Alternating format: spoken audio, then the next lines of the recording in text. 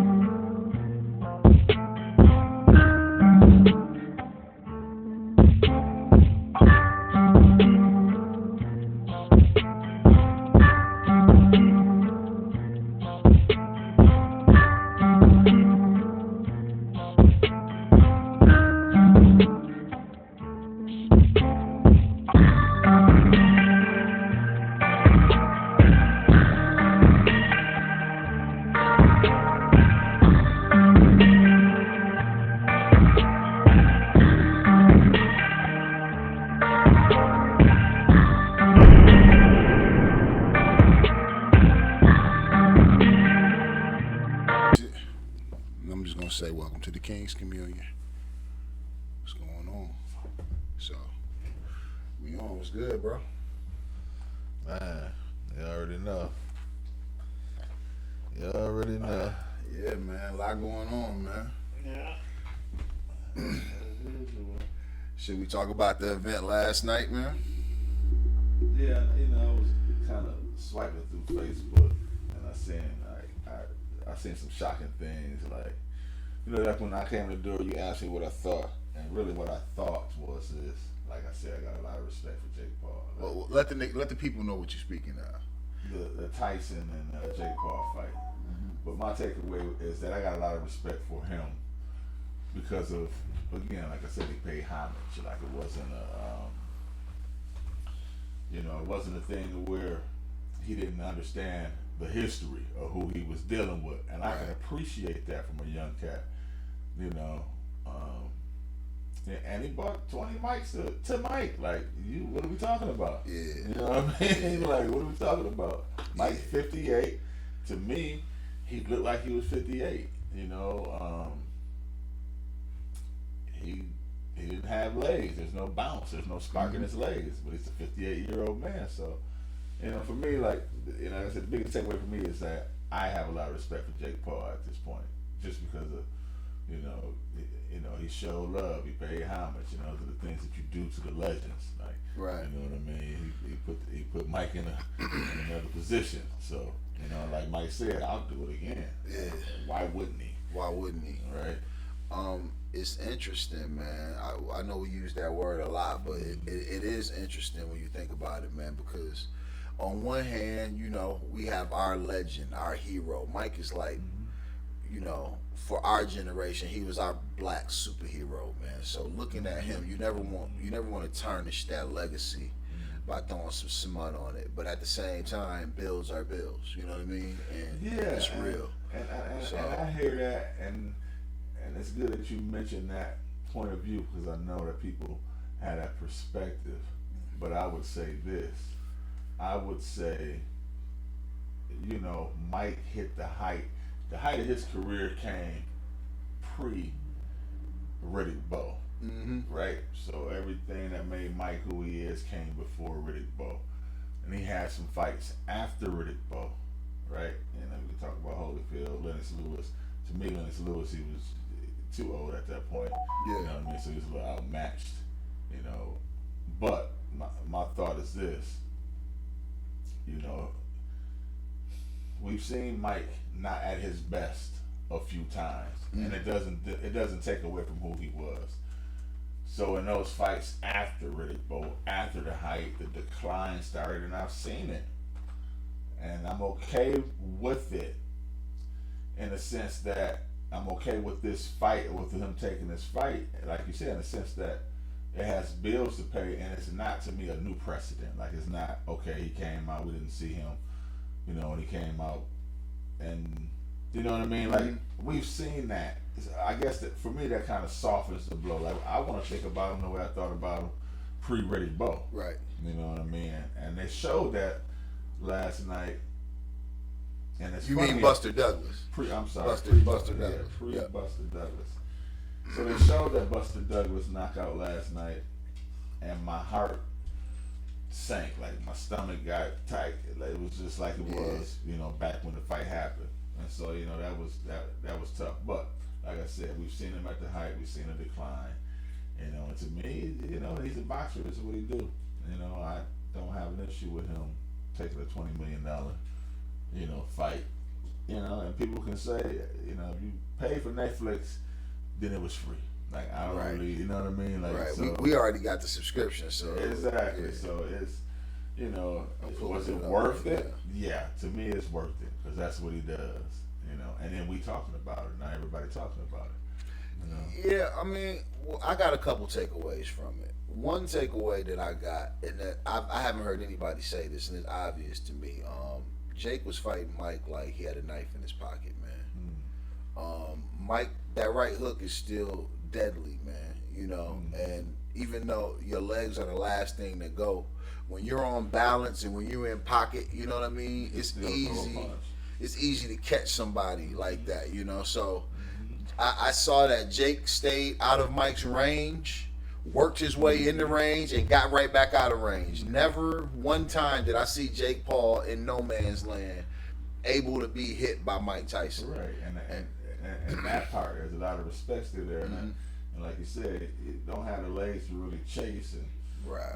but like if he's in pocket, he can still punch. And Jake respected that. And, to be 58, you look at the training, there's still a lot of snap in his punch. Yeah. You don't want to necessarily get in the way of that. So. Jake wasn't getting punched on. He knew the assignment. He followed the assignment really well, which is stay out this guy's range, kind of pepper him with a couple shots, and just keep moving. I think that Jake's his best attribute of that fight was just he was moving constantly, making Mike come to him, making Mike take weird angles, and like when you older, like for me, on the basketball court, we trying to move around. Sometimes your mind will want to do something that your body can't do no more, man. And it's just like, That's what I was. oh, okay, Yeah. we got to figure out a new method to get to this spot. That's why when they say, oh, I love the crafty veteran, because now instead of 5 or 10 dribbles, I'm gonna hit you here, step here, and and properly place it. And if I don't got that, I'm gonna get rid of the ball. So a lot of times, guys break Achilles when they hurt the Achilles, and when they go out, I say, oh, he was trying to hoop. He was doing too much. He was doing too much. Okay, you didn't acclimate your game for your new body, man. Right. Nah, that's important. And I think that Mike was ready to brawl with Jake Paul. Jake Paul did not want to brawl with Mike Tyson. So I think that when the people go back and look at that fight again, if you kind of look at it through that lens, you'll give Mike a little more love because he was ready to brawl.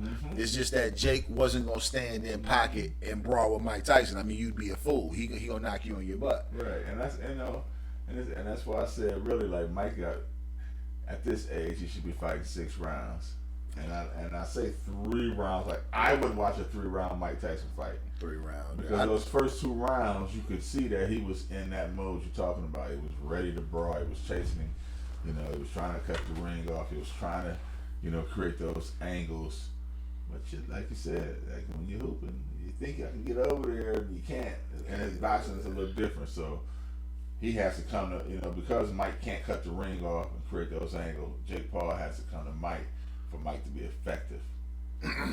The legs just won't allow him to do those to things. chase this man all over the ring like that. And I shout out to Mike for getting the bag. Shout out to Jake Paul for paying homage, and he could have knocked him out. Yeah, no. And he could have cleaned Mike clock, and he didn't. And I believe that was completely out of respect. So shout out to a little respect there, to him for that. But like we said, there's still a little fear involved too, because you get inside his range, he eats you up. And he eats you up. He just can't create that space for himself. He can't create the space, but he wanted it, and he was waiting for you to get in that pocket. If Jake Paul would have made that mistake, he could have took one of them shots and it would have been over. It would have been over. But you know what though? I'm glad that didn't happen. because then we would be delusional enough to think that Mike should do it again and again and again. Mike 58, he almost 60 years old. What he needs to be is a trainer. He needs to be training Ngannou and training some of these bigger fighters on how to use their body properly, man. You know what I mean? Like, I saw him as a trainer, and he still got that zest. You know what I mean? That zeal for what he do, but it doesn't, the passion, but it doesn't necessarily leave you in the realm of getting hurt, man, because he really and I get that too. You know what I'm saying? Like I said, you think it through when you look at it from those perspectives. Sure, it's not the greatest thing for him to be doing at 58. But to me there is. Like there's just a respect there for what he did, and I am okay with it, And he gets to make that choice. We don't get to make that choice for him. Right. What's safe for him and what's not. It'd be nice to see him as a trainer.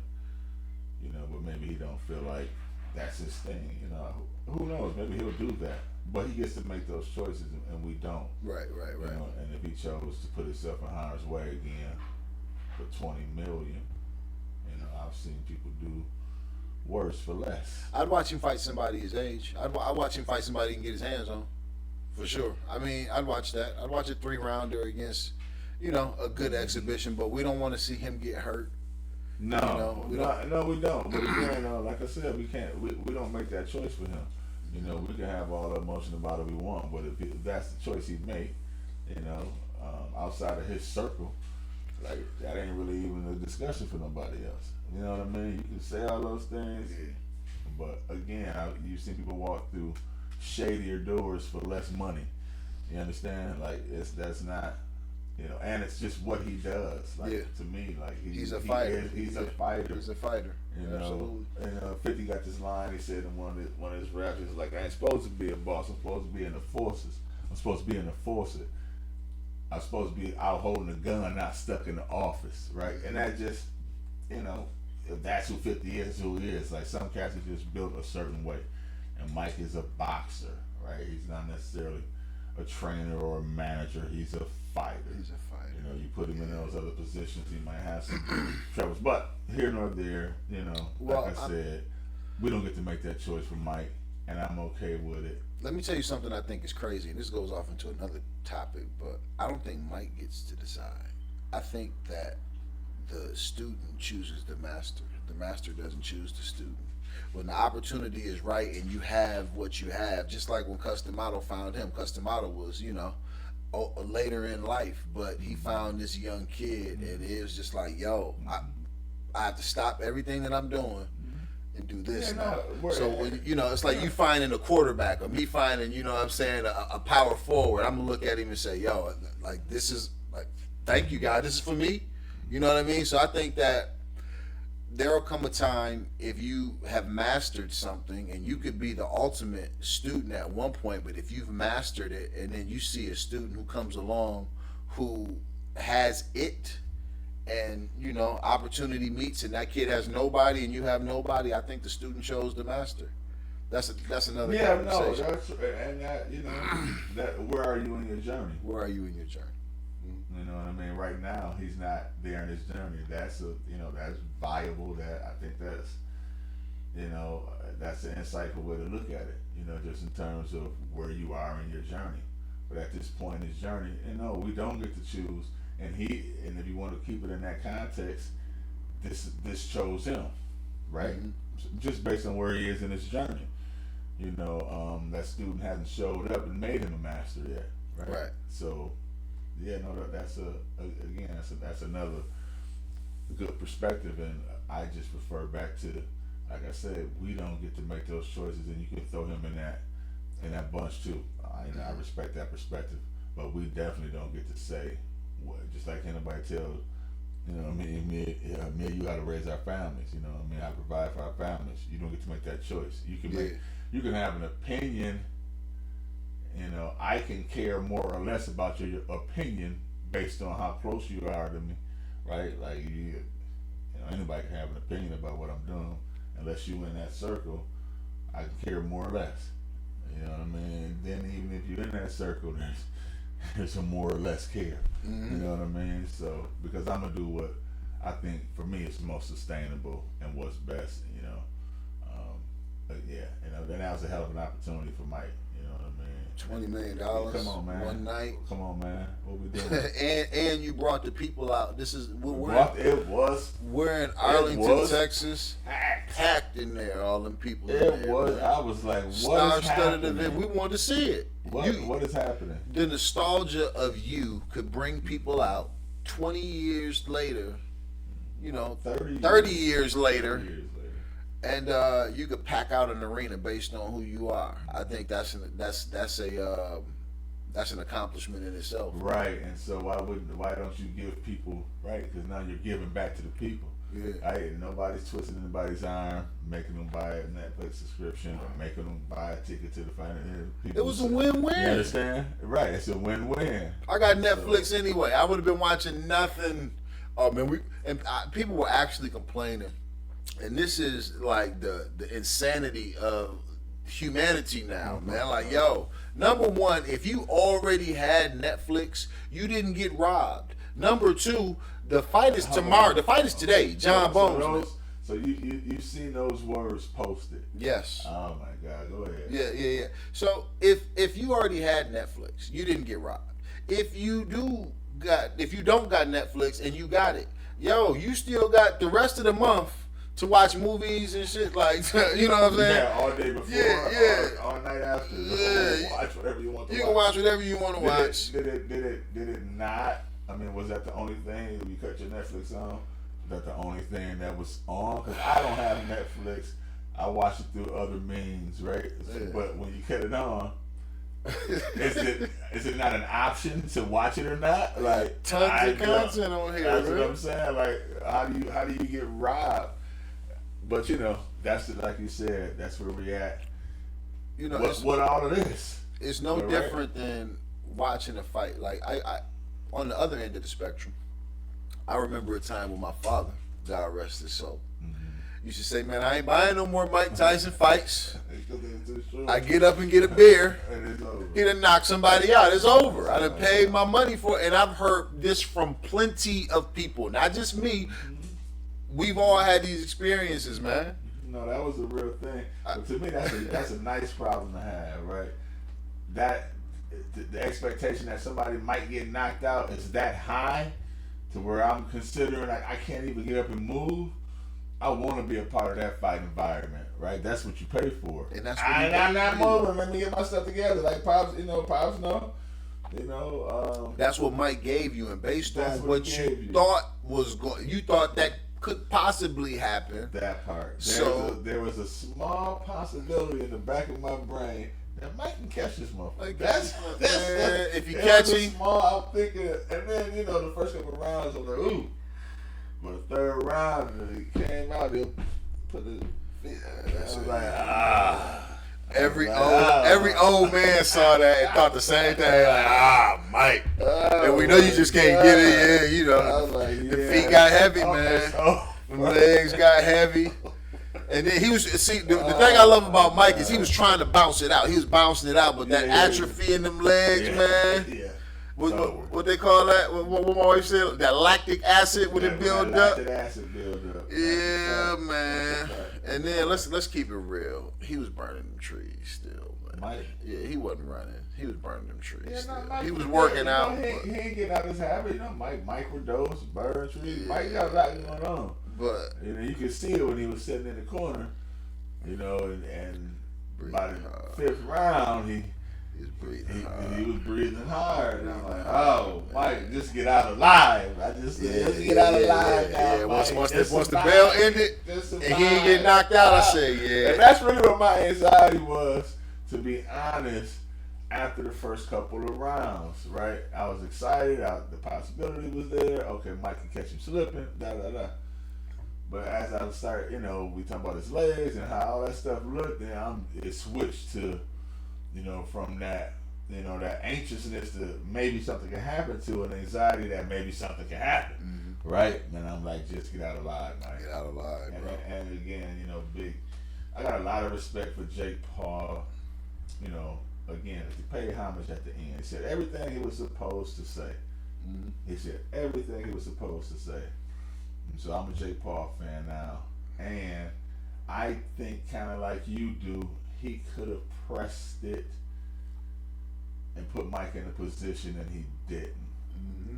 And to me, like, that just kind of warmed my heart. Those two Yeah. things, what he said and how he fought Mike. Could he? And some of it could have been fear, and I think some of it's respect. I think it's a combination of and like he said, no, I didn't really want to get close because he could have, right? If I gave him a shot, and he Yeah.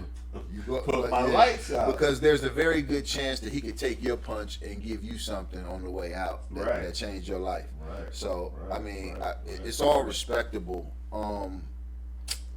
Yeah, and the thing about it is, I said this before about Jake Paul. Here's my thing about Jake Paul, man. And everybody says it, but I don't mean it with vitriol. I mean it with love. Mm-hmm. You gotta go fight some real fighters, bro. And that's even if you work your way up the ladder and start fighting some lesser known fighters. You gotta fight some guys, man. His whole, like, the YouTube influencer thing, let's not get it confused. He's not a fighter. He can fight. He can obviously fight. He's obviously somebody who knows how to use his hands. Mm-hmm.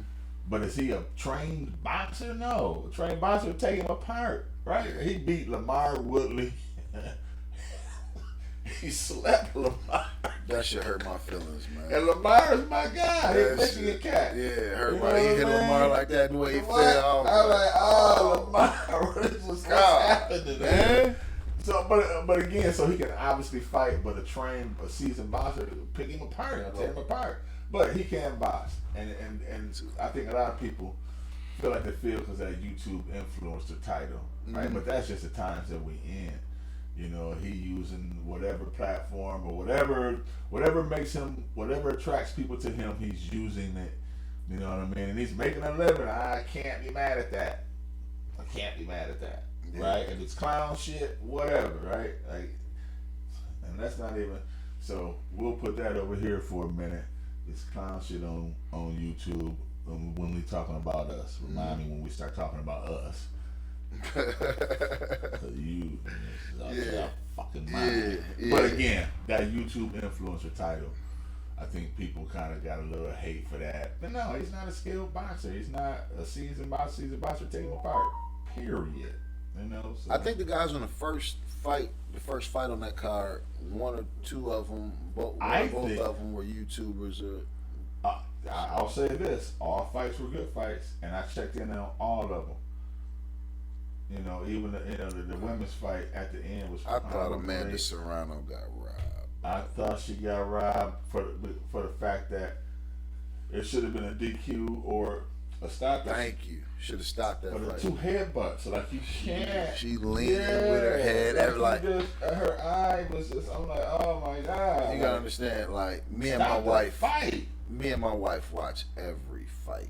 Like my wife screaming at the TV. She hate dirty fighters. And I'm watching it. I'm trying to be objective, and my wife's just like, "Well, look at what she doing." You know what I'm saying? Because she leaning in with her head. And my daughter's wondering, like, well, what's she talking about? Dad, I said, now watch her head when she gets in there. Now watch how that cut started. And they tried to put a stop to it. And now this girl is putting her, Oh my god, yeah, no, so that should have been it should have been. I thought it would be a medical stoppage. I don't understand how they allowed her to continue to box like that. The referee did a good job by giving her a point, but see, here's my thing. He could have nipped that in the bud. He could have stopped that and said, "Hey, listen, I see what you're doing with your head, But can he truly though? Because to me, I think it's just, I don't know. I haven't seen her fight, so I'll err on Is that her your style? opinion, right? And maybe it is a tactic, or I don't know.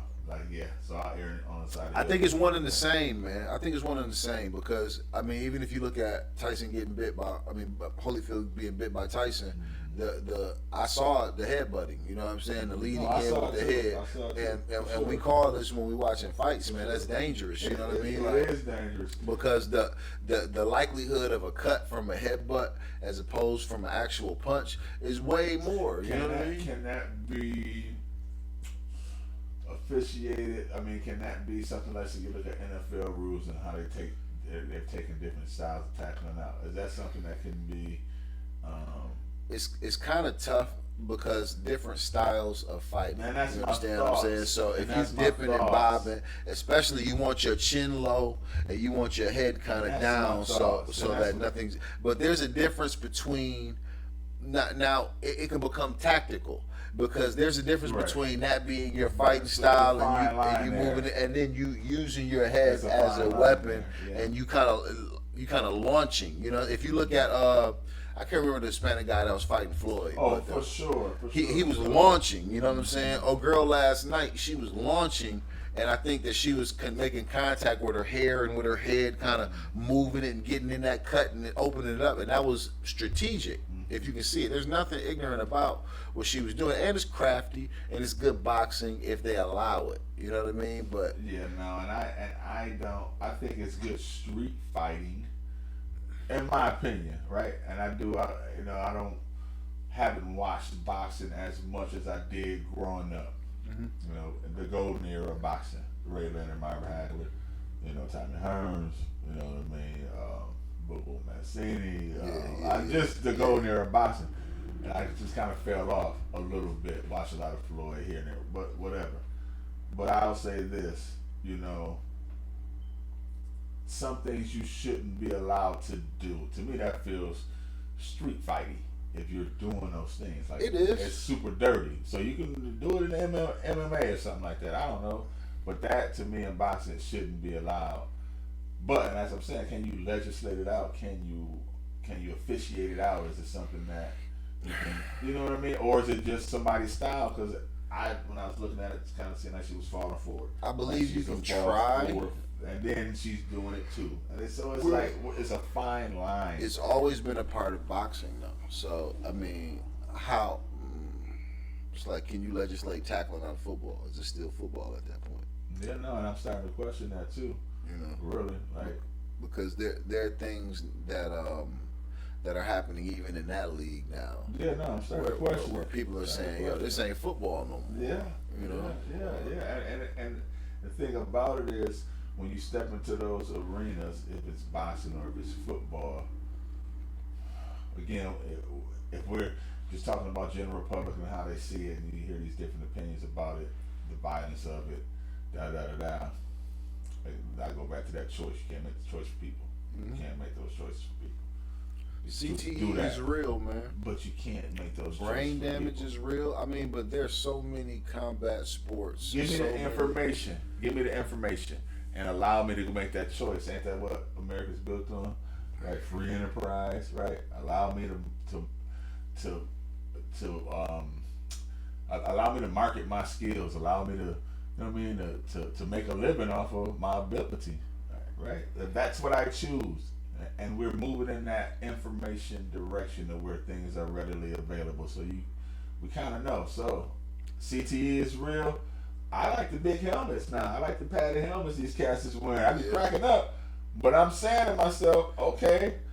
So now I got the information. Now you've given me a piece of equipment that can possibly help protect against that. You're giving me information. You're giving me the equipment.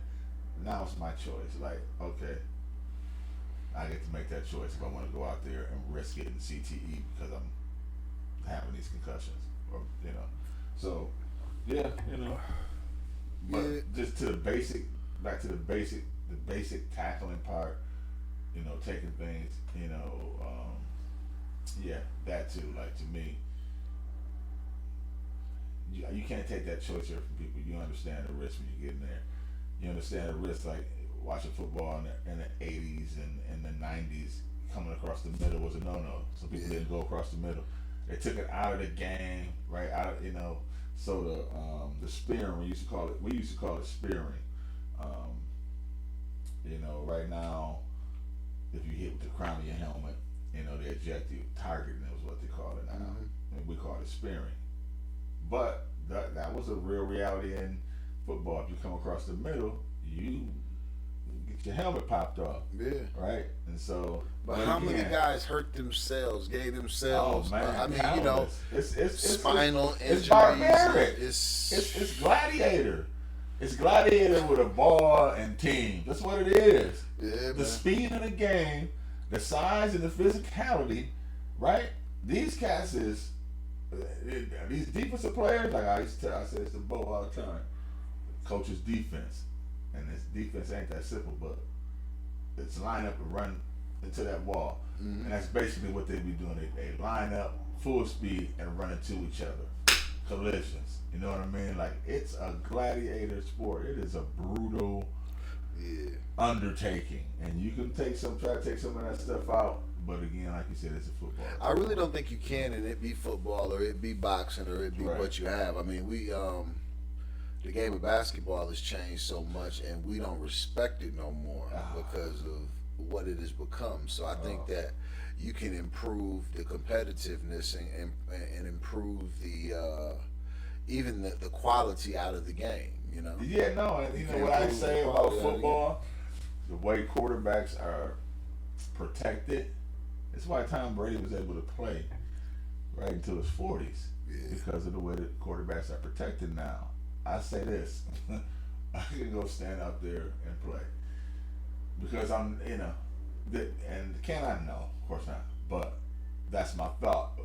Even when I'm watching a game, if I can play it, if I feel like I can play it at 48, I'm gonna be less inclined to watch it.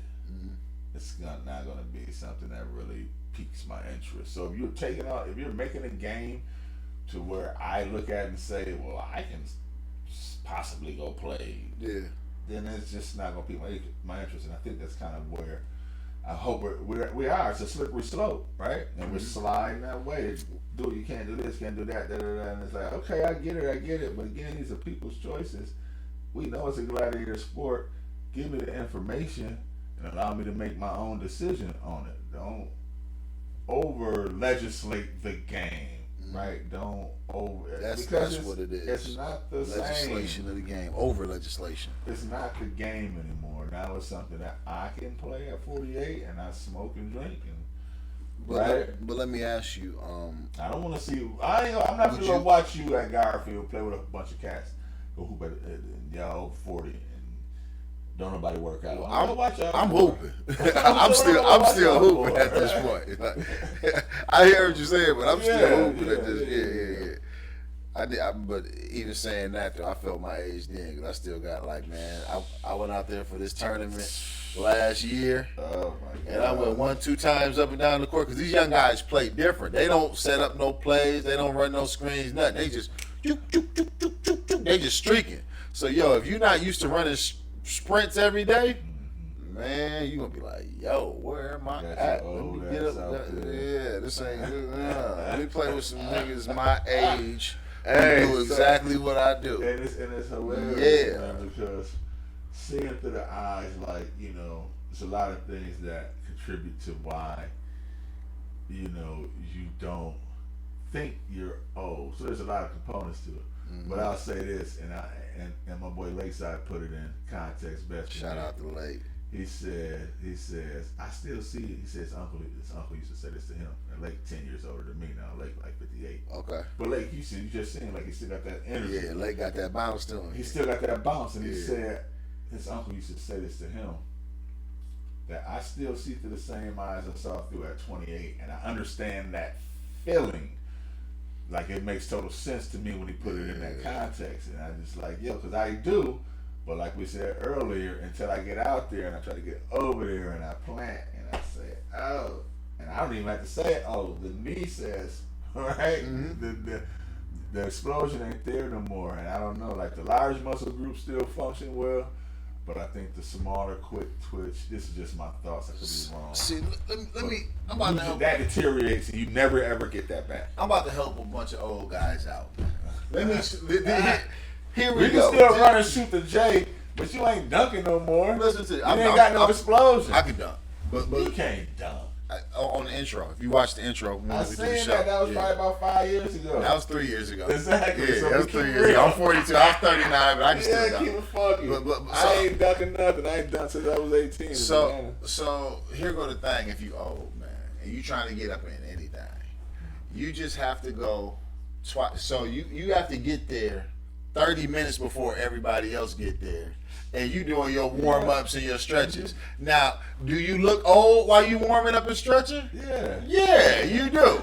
But you're going to be able to play at a highly effective level. Now, also, it's certain rules that you got to come out. Now, this is sport contingent, but you got to be able to say, ain't doing that, ain't doing that, ain't doing that, ain't doing that. So now that we got it established, I'm properly warm now because I done came in, I done stretched, I done probably lifted or did some push-ups and sit-ups, I done ran me a couple laps. Right. You like what TK say? I'm lathered up now. You know what I'm saying? Right. I'm probably gonna come in get 30 minutes of just warm jump shots in. I'm test shooting. We getting our life together. So now by the time everybody get there, I already got a sweat on. I done already played. Here go the next thing. I'm not playing all day with y'all. No. You got me for about 4 games max, and that's if we winning. Right. I'm playing 2 games hard as I can. If we won, I might play 2 more. But once I lose, we going to the crib. Why? Because I want to come back day after tomorrow. Right. By the way, old niggas, you are with the camera right here. You are not playing 2-3 days in a row, man. You not 17 no more, bro. You better take a day off in between. No, this is if you don't want to hurt nothing. You got a woman, you got a job, you got kids. Listen, take a day off in between. Take you a Motrin, add whatever your cocktail is. Take you a Tylenol. Nice bath. If you got a woman, which you should have a woman, she should be rubbing you down, making sure you all right. This is how you stay in shape. This is how you stay competitive. This is how they say, oh man, old school, he hooping. Because you know the rules. I'm staying within my parameters. And then my cousin D, he hooping and tore his Achilles. Why? Staying too long, man. Hey, you want to hoop another one? I got one more with me. No, I don't. I'm about to get to the car. Go get me some food, get with my kids. Yeah, now you gotta be disciplined. We out of here. You can't stay. You gotta know what long. you came for. You gotta know what you came for. So if you follow the rules and then afterwards, I got a couple secrets for you. Keep a stack of newspapers if you old. My stepmama told me this. This is gonna be a King's Communion exclusive. Keep a stack of newspapers like this thick or thicker. Buy newspapers from your local paper and just keep them in your basement. Keep them. Why? Because this old wives' tale she taught me. If you get Charlie horses in the back of your leg and your legs lock up, and they stand you up on that stack of newspaper, that newspaper will pull the Charlie horses out your body. And I felt it. My hand to God. Listen to me. I get Charlie horses all the time. Would nothing else work? I've had a couple things work for me. That was the most effective. I could literally feel the muscles being straightened, being pulled out. I was like, man, what type of supernatural? My stepmom, I was like maybe 16 years old. We was going to like either Hoop City or Gus Macker Hoops. You remember when they used to have with your bare feet. You gotta no shoes on. We can wear shoes in the house, no way. But after me and my cousin went from these all night hoop sessions. You know how they you do lock ins or whatever. You go to the all night hoop sessions. We hooping all day. Stepmom come get us about 12 midnight or something like that. And I go back to the crib and I'm watching TV on the floor and can't get up. My legs lock up. She thinking fast. We got some Grand Rapids Press downstairs. Go downstairs, get the newspaper, stand me up, and I always remember that feeling till this day right now. That's 35 years ago. Just feel the muscles just releasing, you know what I mean? Just pulling out. That's interesting. About 27 years old. That's interesting. Yeah, so if you old, keep some newspapers around you. Also keep you some cream, some what they call that, some Bengay or some icy hot, all that. You know. Yeah, stay active. You gotta be disciplined, like you said. You gotta know what you come for. You know what you came for, and that's hard because you see out them same eyes. And I think in that span like we're in now between like 40 and 50 maybe, because I'm 48 now, and it's a little. It was harder for me in my early 40s when I would try. Mhm. So we say, even like in my mid 40s, that's when it just really sank in that no, like you said, get to your spots. You know, playing the mental part of the game. But I would try to go from the top of the key or something, and the explosion ain't there. So know what you came for. Know what you I mean? came Then, for. like you said, have all those things, all the accessories to keep nursing you back to health. Hey, man. Keep you out there once a week. You don't need to be looping 3-4 times a week. Another key factor for men is you have to work out, bro. If you don't work out, now listen to me. It's levels. I don't care if you do 10 push-ups before you get up out of bed. 10 push-ups after you get up out of bed. 10 push-ups before you get in. 10 push-ups, 10 sit-ups. If you ain't doing nothing and you do that, you at least got 70 at the end of the week. You know what I'm saying? There's no excuse for doing nothing. You have to do something, because as a man, we like one of those watches, you know what I mean, where you got to move to keep it tuned. You don't need no battery. You just got to keep moving. Before my mom passed away, I told her, "Hey, Mom, you need to sit down. You need to stop." Before I finished the sentence, she, no. I got it before she even. You move. You don't move it, you lose it. Right. That's a fact. And I believe that you can will yourself to live longer if you stay more involved. A lot, like celiac disease is real. Yeah, there's a lot of that word will. Right, there's a lot of there's a lot of evidence to support that. Yeah. That the will part, the positive thinking part, just having that whole positive community. It's a holistic health approach, man. Because I don't know if the public can't see in there, but you can see in there. That's my weight room right there. So usually when I'm here, sometimes no camera on, no nothing, and I probably should record it, but I'm just in there just throwing my body weight around, push-ups, sit-ups on the roller wheel. I might get on my bench, or hit the bag. I definitely got to get back to it. I have to, because I have an obligation to my children to be here for a certain amount of time, and quality of life. They don't understand Dad too tired for this. Right. They don't understand Dad don't have the energy for this. So being up on my game is a part of me being a good parent. It's a part of me being a good husband. You know what I mean? Like a lot of us talk about what we want our woman to look like. What do you look like? You know what I mean? Like now they don't shine a light on us too often. Yeah, and just her attraction to us. So like, you mad because she not attracted to you, but look what you putting out. You know what I'm saying? And it's like, as men, you don't have to be the greatest man in the world. You just have to be the best version of yourself. As you go through this YouTube content, you're going to hear a bunch of dope content creators, the good ones at least, talking about becoming the best version of yourself.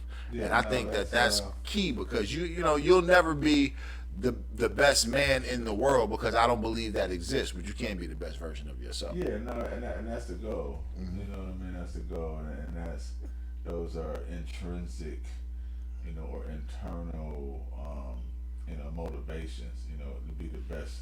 And that's when you're thinking intrinsically and not thinking about what people in society are saying. So you're not competing, right? You compete with yourself, and that's the goal, is to be in that space, to be in that headspace of where, and I say becoming a higher functioning human. So, and I think the physical part is a big part of it too.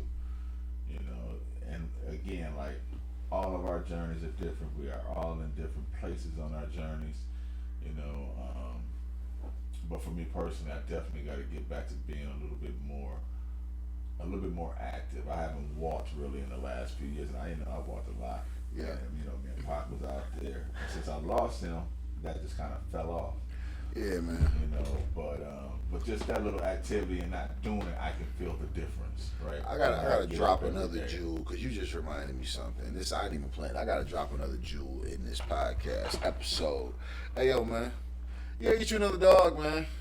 I do. I got another dog. You got another dog? His name is Titus. Oh, are you kidding me? You didn't meet Titus? I did meet Titus. Yeah, How did I forget? Yeah, man. Dog, Stephanie, you gotta get another dog, man. As a man. So let me tell you this. Mm-hmm. let me tell you this. He is my dog. Yeah. She's convinced he's my dog. Yeah. I didn't come in there and try to take him, but like when I came in here, just like with your dogs, and I'm convinced, like they sense energy, they sense good energy. And Titus and I have a unique bond. Titus was there for me when I lost Pac. Me and her just started dating. She wanted me to put Pac down. We were dating maybe 6 months or whatever. Okay. And she wanted me to put Pac down, you know. And so when That's I a was tough around time, Titus, boy. That's it was a rough time. When I had to put was. Brutus down, I was, man, rest in peace, Brutus, rest in peace, Pac. Them was our niggas, we man. had 17 years worth of walking, right? And bonding, you know. But I do have another dog, and his name is Titus, and I got him through her. And something about this dog is super intuitive. This dog is so yes, I got another dog. That's I love him cool. to death, and he's older. He's 11. He's a doe mix. Okay. And he's got 3 legs, and he's had 3 legs for a long time. And we took him to get his nails clipped and washed him. And the nail clipper lady made a comment. She said, you know, they call them tripods, and I used to bug out when I heard them say that tripods, like they diss him. You know what I mean? Like, cause I love Titus. Like I call him Titus the Warrior. Yeah. You know what I mean? Because he all heart. But this lady said, all tripods are special. She's like, I never met a tripod that, you know, people didn't feel like they were special. The owners didn't feel like they were just extra special. And I've only known, me and Steph only been dating 2.5 years. So I've known Titus for 2.5 years. But John, when I tell you, he right up there with Pac, it's interesting. That's right? crazy for you to even There's say no that. Pac, Yeah. but he's right up there just in terms of our bond. And I think it's because he is a tripod, so there's something to that. And then it's just, you know, kind of the way I am, you know. But he's been significant he was significant in my recovery from losing Pac. Period. Like, if he hadn't been there, it'd have been a little tougher for me. And it was tough, but he was there, and he knew it. He made sure he made sure I knew he was there. Yeah. You know what I mean? He did. He would come and nose me in the neck. He's a big dog. And he'd come nose me in the neck and just like, yeah, no. So anyway, That's real. That's have another real. dog. Yeah. I mean, and the reason I say that is because a man really, you only get unconditional love from a couple of places, man. You're only gonna get, as a man, you be lucky to get it from your mother. If you know your mother and you have a great relationship with your mother, or in some instances your father, that's the case for me. that's unconditional love, because ain't nobody gonna ever love you like your mama. Yeah, Like my man. mama, like God rest her soul, like I can still hear her voice in my head. Yeah, no, Like, she's a beautiful woman. there's no, I appreciate that. There's no love like you'll ever get from your mother, right? And then I think if a man has the ability to have a daughter, right? I got 3 daughters, and I experienced, like my daughter Fifi, she comes see me every morning. Other 2 kids might be in the car. Fifi gonna give me a hug if I'm in the bed. Love you, daddy. See you later, daddy. Every time she gets a chance to be alone with me, it's an adventure. You know what I mean? And all my girls, you know, Mila and Amaya, we have a special relationship, each one of them. You know what I'm saying? Me and Mook, we eat together. Me and Yaya, we laugh together. And Amaya's 5. She's young. If I could date this episode, she's 5. But we laugh together. She's hilarious. You know what I mean? So, as a man, you only get a special relationship, but those relationships can be tainted. I've known men who've had bad relationships with parents. I've known men who've been separated from their kids. Let me tell you something. If you want something that is all yours, that is your own, and I know men who are hygiene freaks who don't get down to dogs. Let me tell you something, man. And it's different from a cat or any type of other animal. Dogs are loyal to their core, man. Your dog loves you to the point to where when you leave, I don't care if you got a big aggressive dog, they gonna whine when you leave. He want to know where you at. He wants to be with you completely. Yeah, no, That dog, he or she, you know what I mean? Because I know a lot of men with female dogs, and they feel the same way about their dog. You can't tell a man nothing about his dog. You know what I mean? Yeah, and yeah. your bond is cool because it's like you 2 years in, but you already you like, yo, this is my friend for life. And like after Yeah, Brutus, everything. after Brutus died, man, I didn't think like I was so hurt. I was hurt like I felt like my closest family, like Brutus was truly my best friend. I didn't know if I wanted to own another dog. I had Luca at the same time as Brutus, and then Luca, somebody stole him, he got away, whatever. And I was without a dog for a minute, and then I found the opportunity to get King and Prophet, and I met their dad first, and their dad was an American bully, big boy, cold. I said, yo, I told dude, I said, man, if you ever have a puppy, like I'm gonna need dibs on that. So that was me, my way of telling the universe, man. I could do another dog right now. Yeah, no, I seen yeah, 2 days later, he says, "Yo, my dog just got pregnant by my other dog. I'm about to have puppies. You still want one?" I put a deposit down. Dude came and brought me my puppies in a box. He came and brought me my boys, King and Prophet. I promise you, they're the best dogs I've ever had in my life, and they love me. They would defend me with their life. I don't care what nobody would say. Like. Watch it. Like they different. You know what I mean? So anytime I'm around them, I smile. But yeah, if you're a man, you really need to get a dog, man. No, if you have the means to get a dog. Right, you gotta be able to care for it. Cause you're right. Go lay down. Go lay down. I just called you. A lot of these clowns can't care for themselves. Yeah. Don't get no dog if you can't care for it. That's the worst thing you can do. A lot of these clowns ain't take care of their kids, Yeah, man. So we already know that that topic. But I'll say this, that definitely exists, but a little less than what it used to. I see trends where it's kind of, I see that it's, and that's a shame that you have to think about it in those terms because it should be automatic. yeah, It's trendy to fatherhood say is that coming you're, back. that's what I'm saying. It's starting to be trendy. And again, like to me, like it's always been automatic.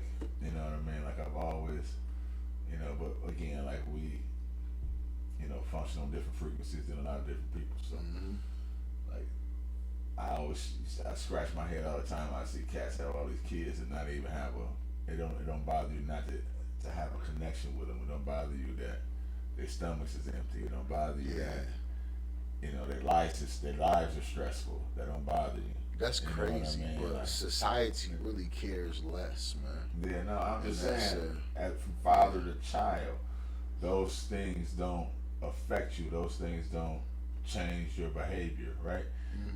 Like I couldn't imagine, like yeah, no. So yeah, no, it's interesting, man. It's interesting. I wanted to get to a couple topics this week while I got you here. Two major things happened in the past couple weeks. So we have the election that just happened, and then we've got the passing of Quincy Jones, which is, I feel like those are two major events in history that probably should be covered. I mean, we can go back to Frankie Beverly and Mays.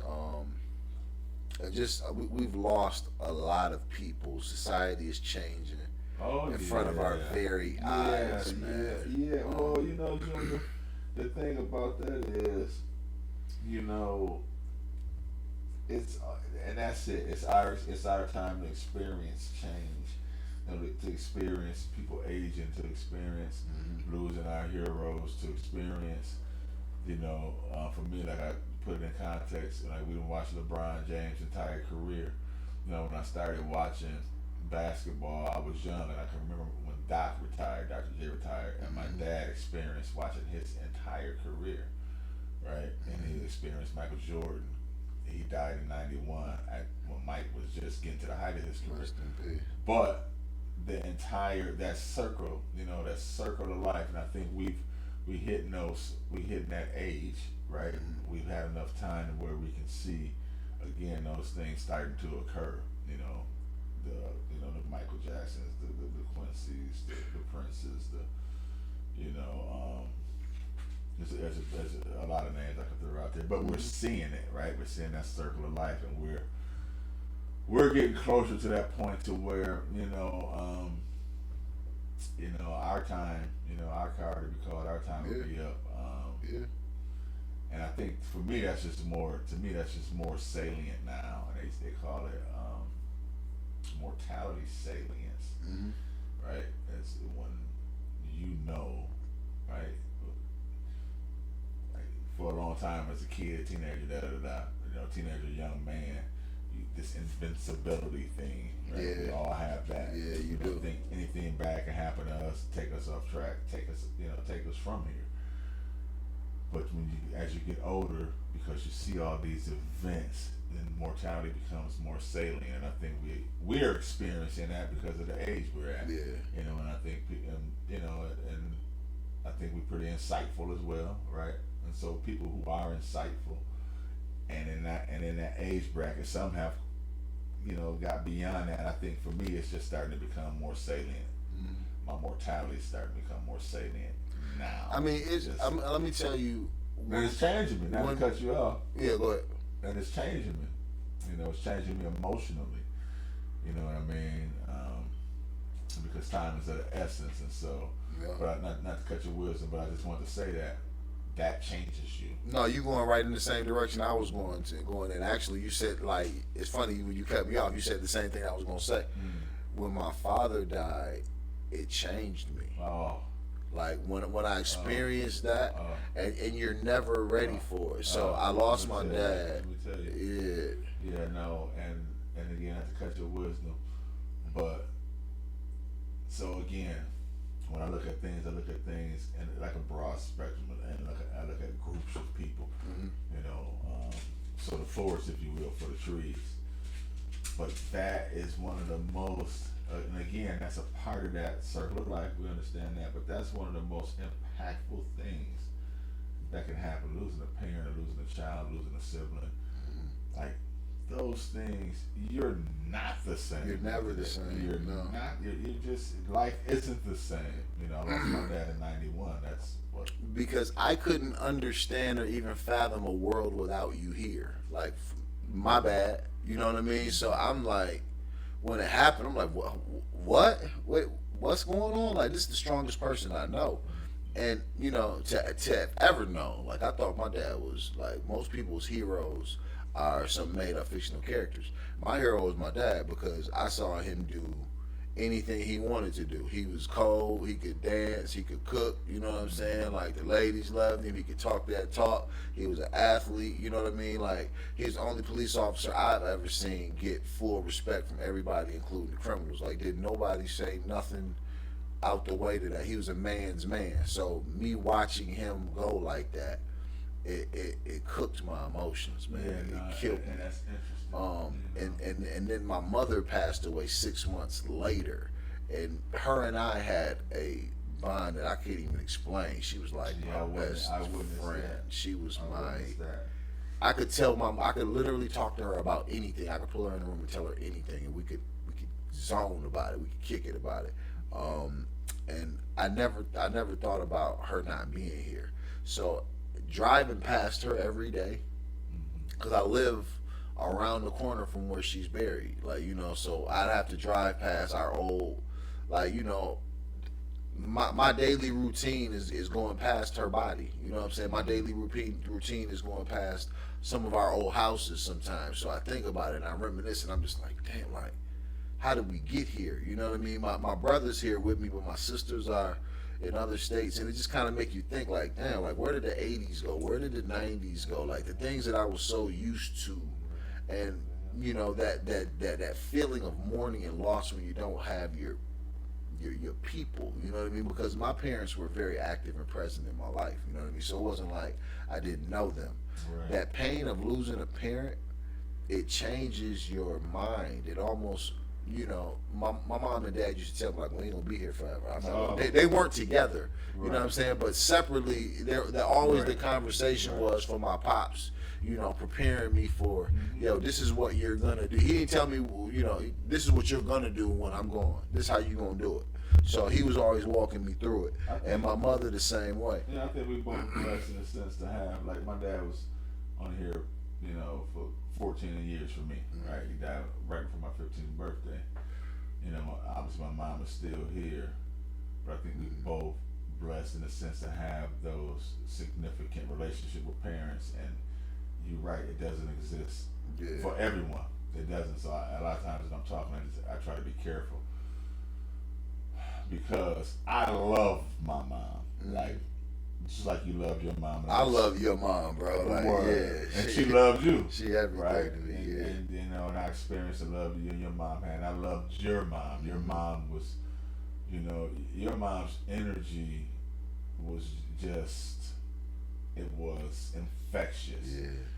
You know, she always had a good word to say. She always, you know, whenever I saw her, she always embraced me.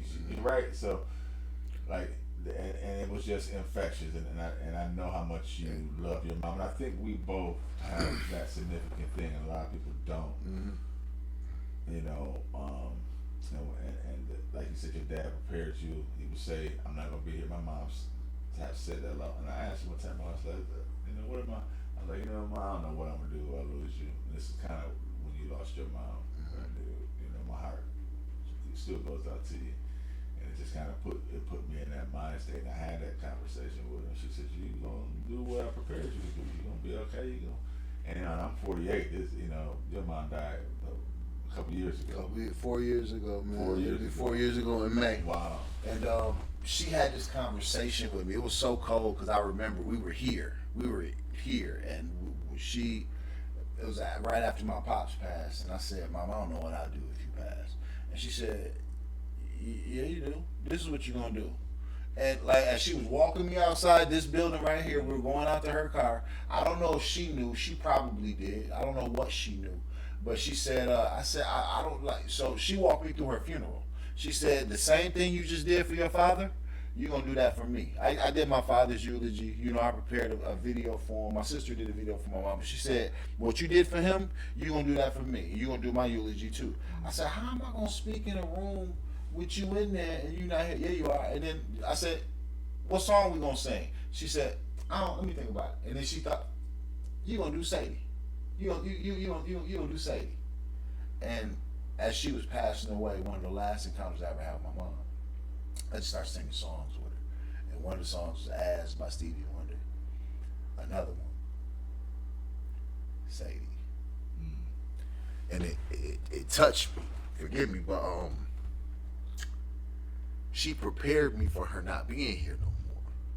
And I think that being good parents and being good just people is preparing people for our loss. You know what I mean? Preparing people for that time. Yeah. And I'd even been doing that with my kids, and they like, you know, "Dad, why are you? You know, you don't have to do that." Yeah, I do. Yeah, Because I do. it goes so quick. It's our time to do that. It's our time. We're the uncles. We're in that phase of life to where again these things are salient. We've seen the wheel kind of spin, and so we lost a few off, and we're coming around the wheel as well. And it's our time. You know what I mean? It's our time to be the messengers. It's our time to be, you know, it's our time to pay attention to time. Let me tell you something crazy, man.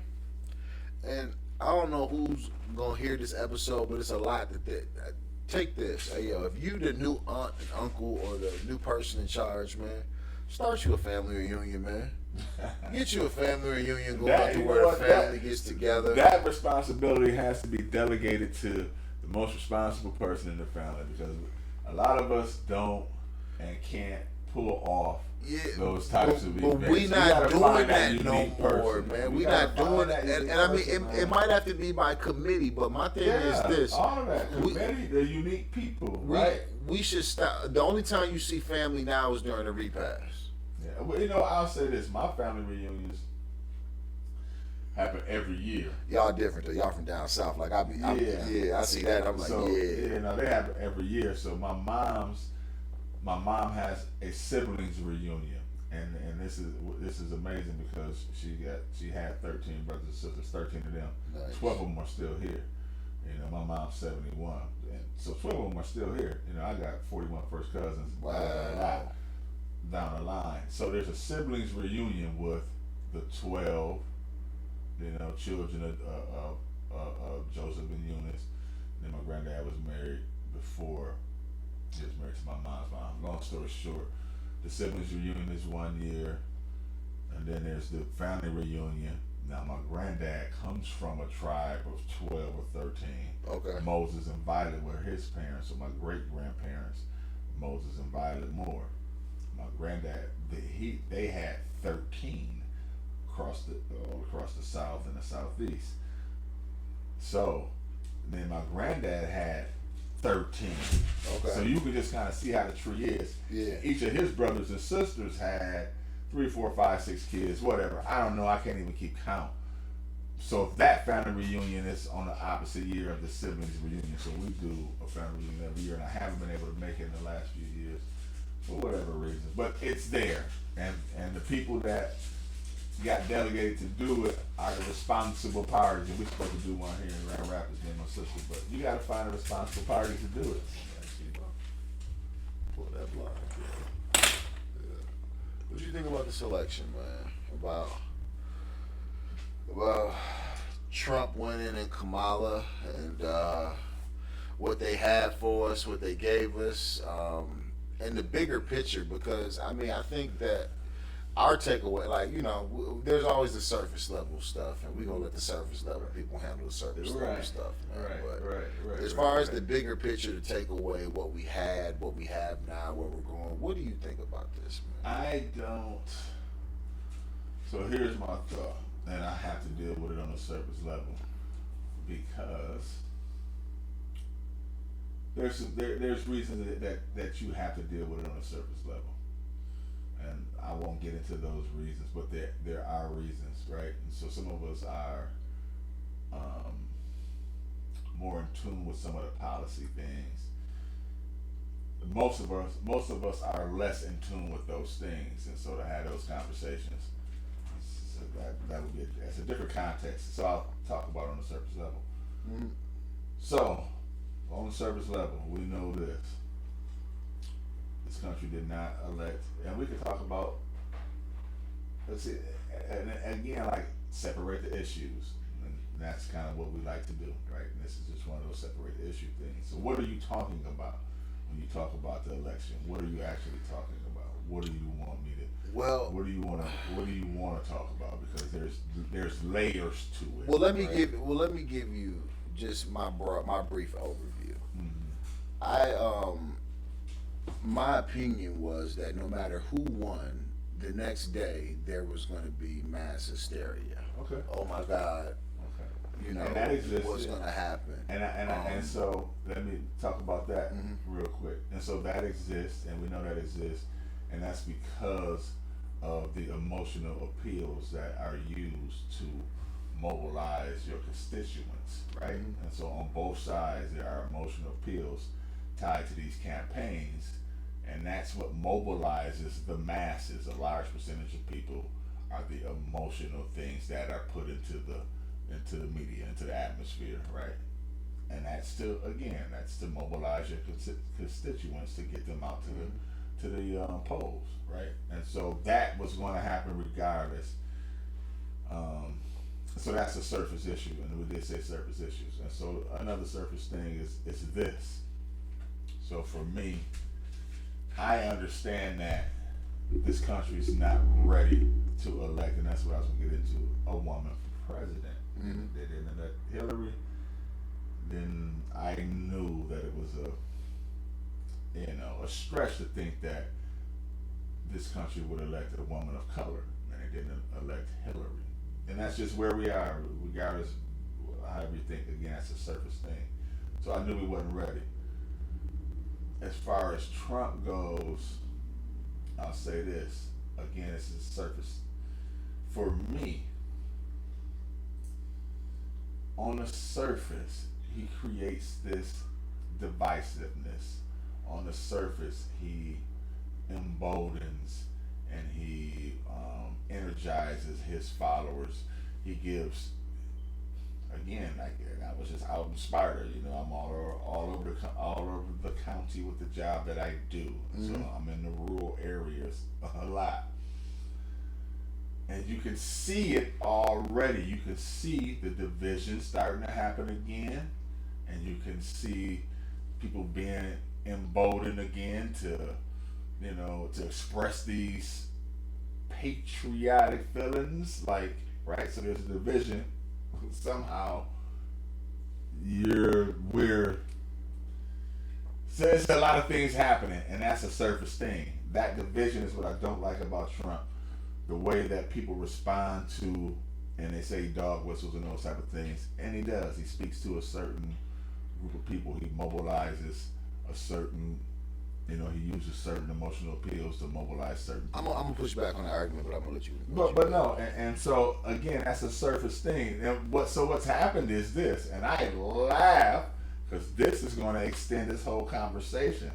I laugh extremely hard when I see, and this is talking about our people. We're going to come talk about this again. So here it is. I'll pull this in here now. Mm-hmm. When I see us celebrating and using terms like Black Trump, I say to myself,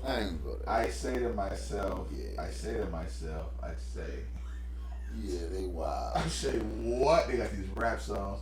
So boom, surface thing. So again, the effect that he has on society, the tension that he creates in the country, the tension that he creates publicly when I'm in and out of these rural areas, or when these rural area people, or some people see city people, right? Mm-hmm. They're moving through our neighborhoods with this, like we're not a part of, like our blood doesn't stain the concrete of this country, right? When you create that, we're different from you, and now when you immobilize that attitude, when you give energy to that, it creates this atmosphere, and I see it.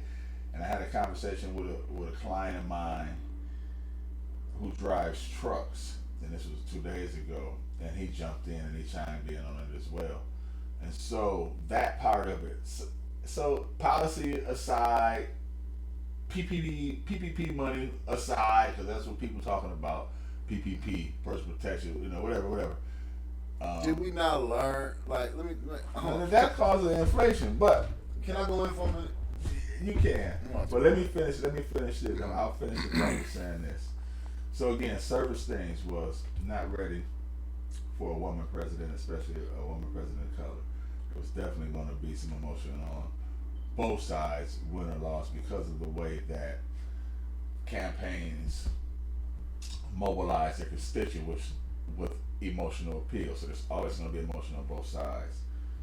Third thing was Trump and what he does in terms of creating this environment, or putting this negative energy in his environment based on who he appeals to.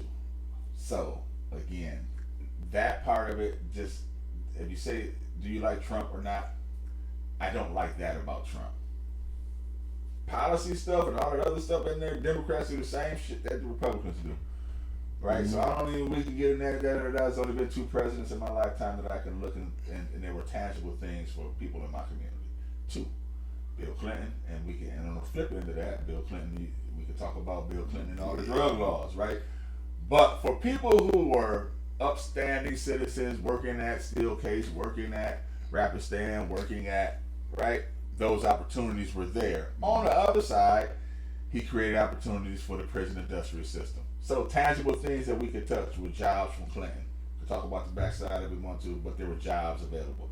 And Obama's programs, money he gave community colleges. So those are things that I think directly benefited us.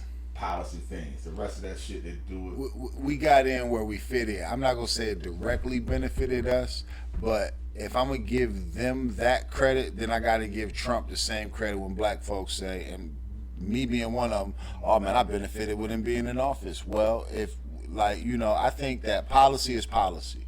So if your policy works, we can't contribute that to black or white politics or this. Like, that's just that it worked for for where we were at, for our level. Right. Right. I want to go in for a minute though. I'm gonna say this because I have to preface this because people get my words twisted when we get to talk about election and campaign and Republican, Democrat, because so many people get things twisted. Let me preface this by saying first, look at the camera and say, I hate you niggas. I hate you niggas. Really? I listen to me. Okay. This process makes me feel differently about 99.9% of you niggas. And let me tell you why. Yo, number one, I'm gonna ask the question, I'm gonna start off. How did we get here? Dear black people, because I'm speaking as a black man, Ooh. how did we get here from when Lyndon Baines Johnson allegedly said, I'll have those niggas voting Democrat for the next 200 years? How did we get here from being a marginalized people who've been stranded here? Either you believe we're indigenous or we were dragged here through slavery. However we got here, how do we get to a point to where we're clinging to one of two political ideologies? How did we get here? How do we stay here? How did we stay And here so for so long? Again, this is what you have to consider, and I'll let you get to your second point. I'll be real brief on this one. So this is what you have to consider. The thing that I talked about in terms of how you appeal to groups of people through emotional appeals. I can tear that apart, and I can make connections to that in our context as black people, right? So those are the nuances of emotional appeal. All those things that keep us where we are,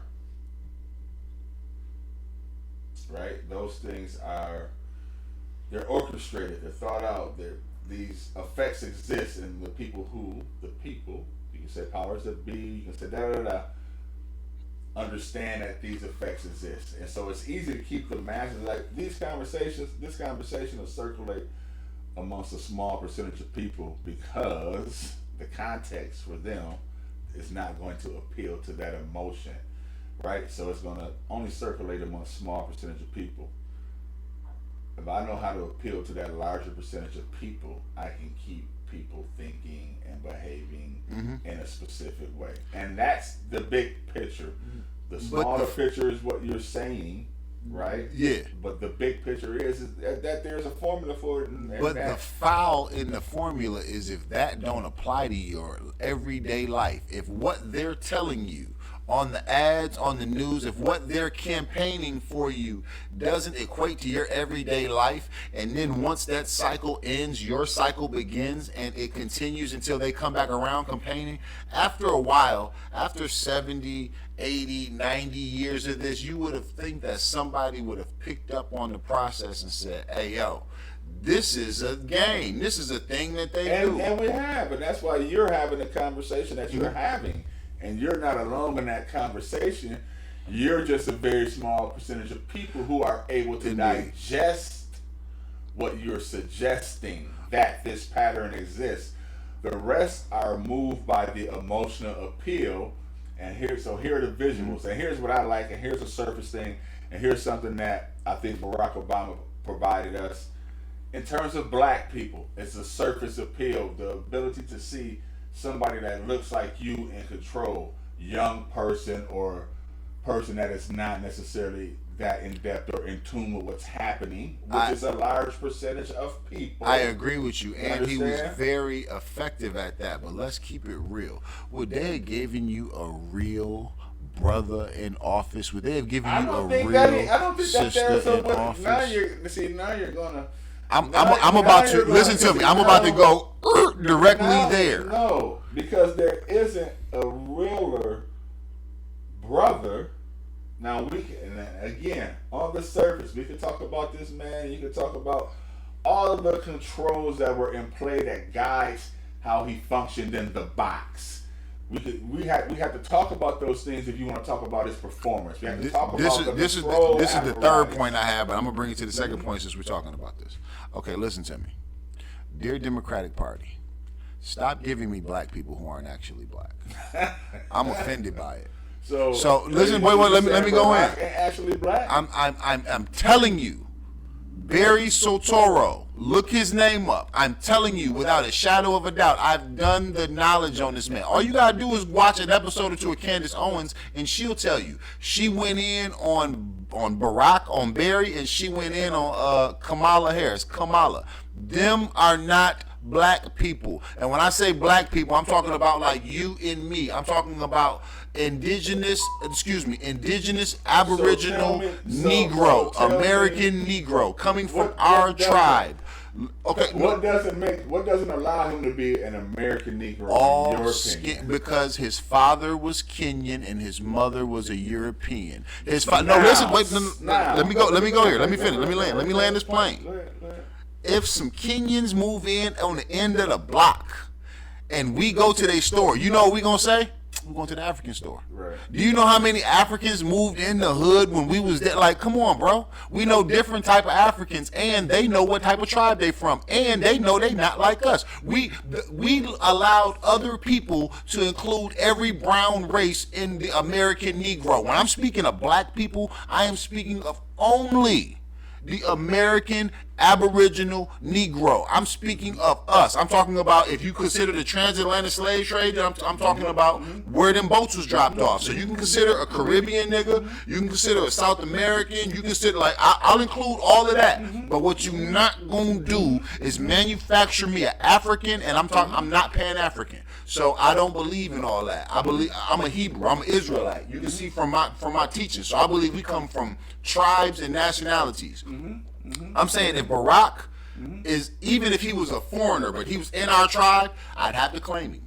By law, I'd have to claim him. If Kamala was in our tribe, I'd have to claim her.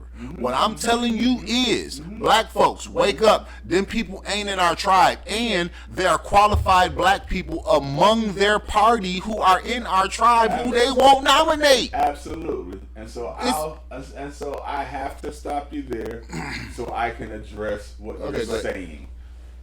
So let's talk about the American Negro. Okay. Let's talk about what makes you an American Negro. Okay. Largely, what makes you an American Negro is your appearance. First and foremost, you get put into this category. You're either black or you're white. Now, let's back up a little bit. Let's say this. When we have immigrants come from Africa, so let's just say in the last 40 years, you got an African family that came over. They have children in America. Whose culture or whose behavior do those children most of the time resemble? They gravitate toward us. Right, because the thing that makes us American Negroes is the struggle.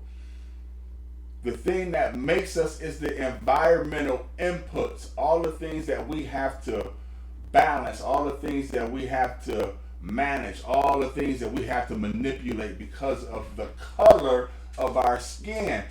So those conditions, based on our color, those environmental conditions, those environmental challenges, because you look a certain way, are the same regardless of where you come from. When you're put into this American pot as a person of color, right? As a person of color, your treatment, now your behaviors because of said treatment are going to fall into that category. If you want to talk about,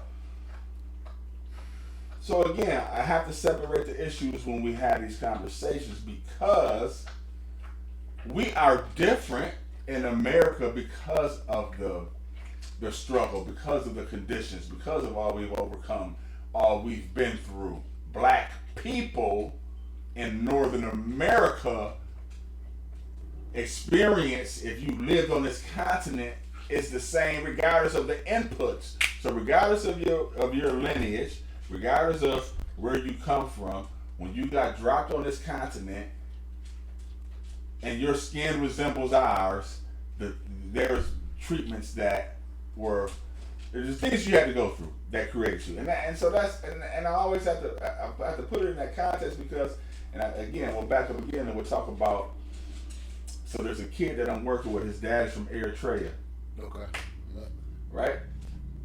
This kid is 16. This kid's been here since he's been 4. Mm-hmm. All this kid wants is what this machine, the inputs from this American machine that creates the American Negro. This is all he wants. He doesn't want anything to do with his culture, you know, the way his dad presents it. He doesn't want anything to do with it. So I'm having conversations because you're drifting into the part of the culture to where it's going to cause you problems in the future. So you're dealing with some people you shouldn't probably be dealing with. But the pull is there. So his dad is first generation. He brought him over here. His kids' behaviors are created by all of those inputs, right? And we're in a different space right now. So the inputs are different. But you understand what I'm saying? You see what I'm getting at? The environmental inputs, because of now who he relates to, right? And how he sees himself.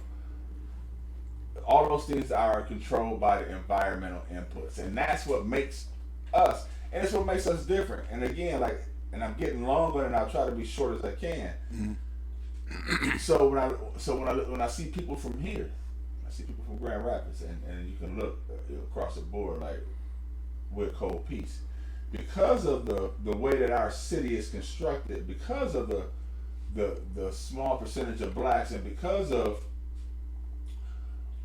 the conditions that we had to suffer, it creates and we got some, it's some people that slip through the cracks, and some clowns, and some lower, functioning people, but because of that grind, mm-hmm. based on the conditions of our city, you see we come out in a lot of situations. Floyd Mayweather's, mm-hmm.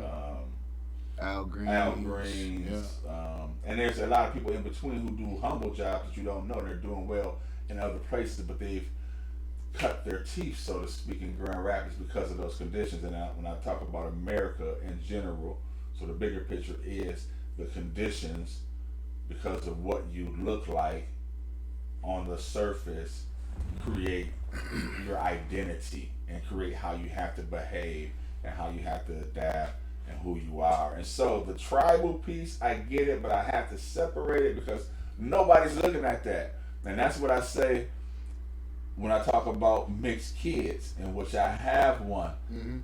It's only relevant that Barack is mixed when somebody wants to use his, or you want to attach yourself to him, or you want to be a part of that group. Oh, well, no, he's just not black, he's mixed. But no, when you pass him on the street, what do you say? You don't give him, he doesn't receive any privilege because he's half white. Yeah, well, even the Bible says that anyone amongst the sheepfold, so if they're among us and they practice the way they practice, they're with us. You know what I mean? So that to me, like that's exactly what I'm trying to say.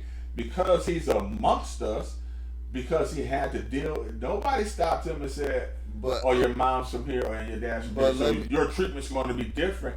No, you had to learn how to adapt and respond accordingly. But let me stop. Let me stop short of something, because I want to be very clear with what I'm saying. Mm-hmm. I'm telling our people that they need to be diligent as far as knowing what's going on. There's been a confusion of faces, and what I mean by that is they can make you believe something else based on who they allow in the room, and it hasn't just started happening. Oh, of course. So what I'm saying is there monkey business going on? It's a lot of monkey business, and by me putting a face or a name to it, it allows people to get emotional. But what I'm saying is, because you brought a lot of things up, and I want to touch on a few things. The Eritrean people and the Ethiopian people are very closely connected to us. As a matter of fact, if you study the story of Solomon and the Queen of Sheba from Ethiopia, you understand the Hebrew people, the Israelites and the people of Ethiopia, and you also understand that they have the oldest Bible in the world. If it wasn't for them,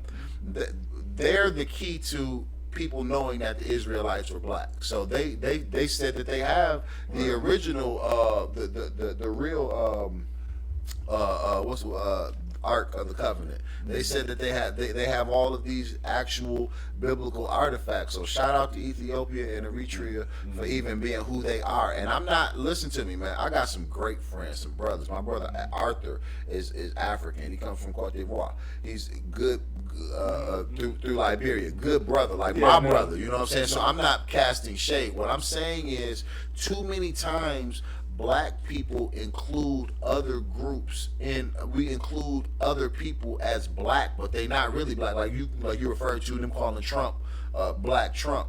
We gotta stop doing that. And it's okay to come around and be down, but you don't gotta lie to kick it. What I'm saying is, they painted us an image of a man and it ain't true. And if I pointed it out to you, it hurts your feelings, but I can show you in real time. For instance, do you know the brother from Five Heartbeats? He played president all the time. What's his name? His name is Michael. Oh, and the light skinned brother. I can put it up on the screen right now. He taught Obama how to be Obama. They were good friends back then. That's, you know. No, it's interesting, and it comes across well to me. So again, I'm dealing with surface things. And well, let me get to Kamala, because she lost a lot of votes. We would have been with her if she had kept it real. Her story would have been more compelling if she'd have said, I'm an Indian girl, I went here, I pledged, AKA, I rock with y'all. We'd have been like, cool, she looked like a light-skinned black girl anyway.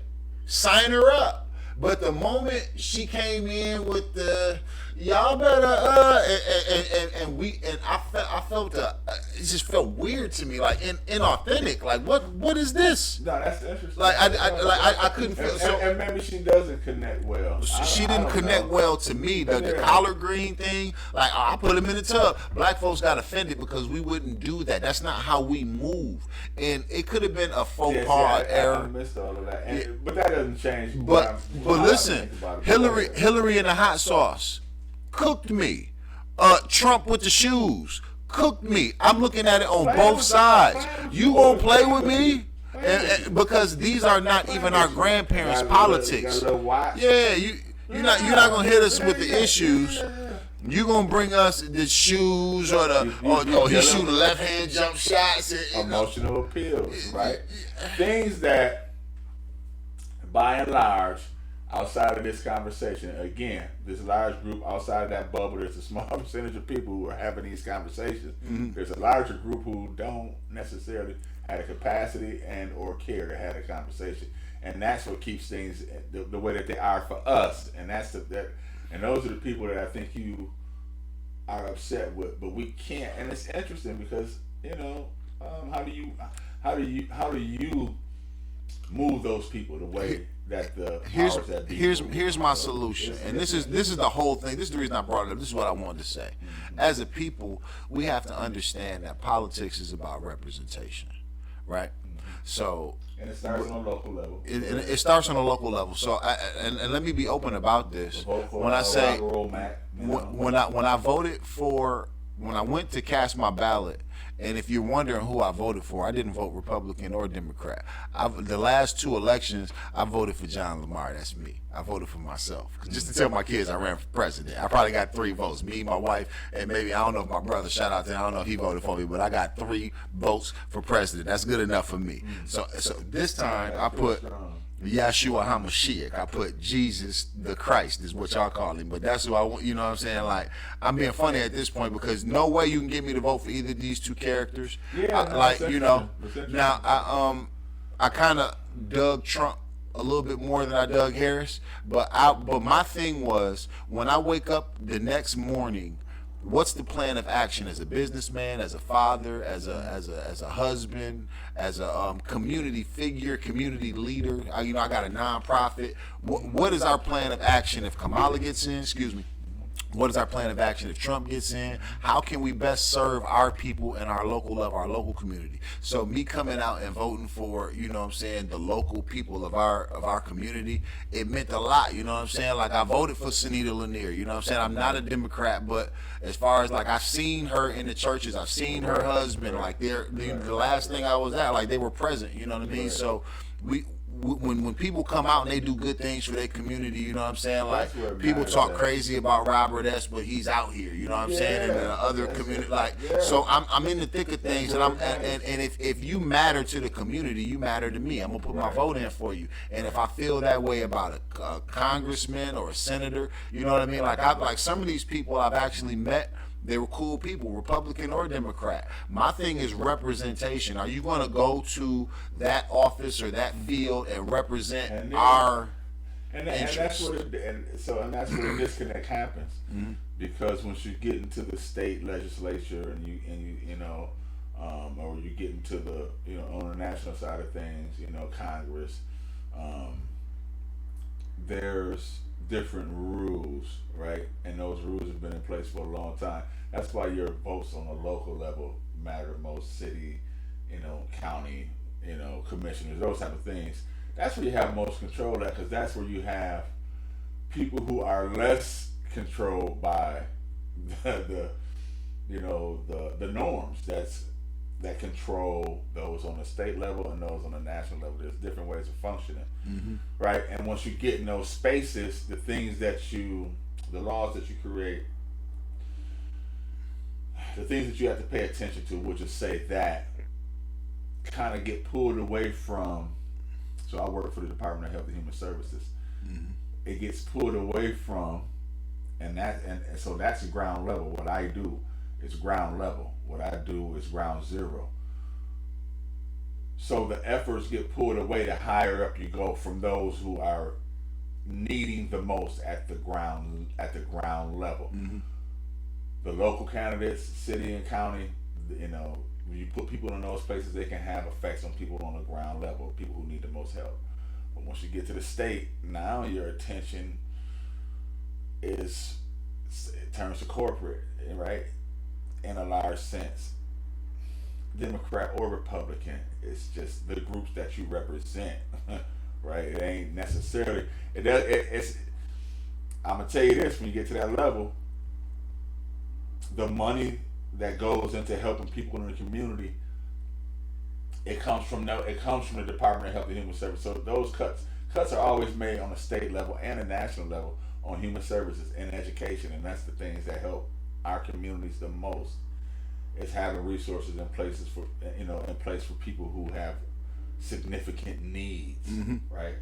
And they'll pull money from those entities, from Health and Human Services and from education. Education, we all know, like, you can talk about the structure of schools, like, again. So,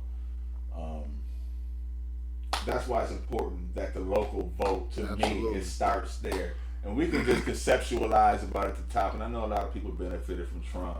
Like, I've never been in a tax bracket to where I can say he benefited, I felt the benefit in my wallet when he was president. I could have went and got some, some of the money they was giving out. I could have done that. People feel like that was a benefit. To me, like that added to the inflation. And it left a lot of people in bad situations because it was, people wasn't ready. They was right? they was going at it for nefarious reasons. And Right, I think that, right. And so, and so, again, like, that was the net, though. I think that's what it was there for. I think that, number one, I believe that no matter who was in office, Republican or Democrat, that was coming down the line. That stimulus, PPP, that was coming down the line. I believe COVID and the jab and all that, that was coming down the line. Yeah, that was for that was coming down the line. For so sure. whoever was in office, I think was that just was going to Trump's be war. That was Trump's war. That's that just was going to his be way what of it was. generating income for different sectors. Like, again, the attention goes to these corporations, and we know war is the biggest money generator for especially defense contractors and everything, and all the things and everything that's tied to these major contractors, the ancillary components of it. So the other factories that feed the contractors, like, there's just a big line of it, and so there's a lot of money generated that goes down that line, but it's specific and it's not necessarily fairly or equally distributed, and we know that. So But I mean, I agree with you. The local politics, I mean, the judges, and even some of the laws that come through, they have your direct impact, your biggest effect. And I mean, And then these people, not to cut your wisdom again, these people, in theory, if we get involved, if we take a Robert Womack and we elevate him to commissioner, who's to say we can't elevate him to mayor? Who's to say we can't elevate him to governor? Who's to say we can't elevate him to senator? Who's to say we can't elevate him to Speaker of the House? In theory, because this person we're connected with that we've raised up, because he stays connected with us, in theory, but then again, those norms, now, when you get to those levels. I agree with you that can't interesting. happen, but we've sent people on before. And you get in those other rooms, and the norms and the behaviors change. Everything that you're built on now comes into question because things aren't. It's not.